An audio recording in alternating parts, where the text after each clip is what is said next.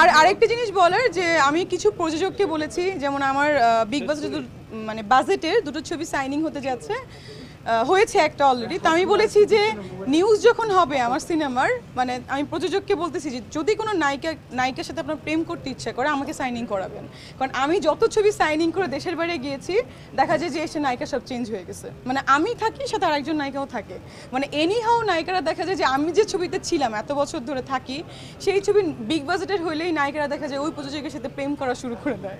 So এটা খুব ভালো, আমি মানে আমার ভালো লাগে। আমি আসলে এফডিসিতে এসেছি গাড়ি নিয়ে, সবাই জানে। আর আমি আসলে কার ব্যাপারে কিছু বলবো না। মানুষ আসলে সবাই যে বাই বার্থ আপনার অনেক প্রভাবশালী হবে বা টাকা পয়সা থাকবে বা গাড়ি থাকবে এরকম না।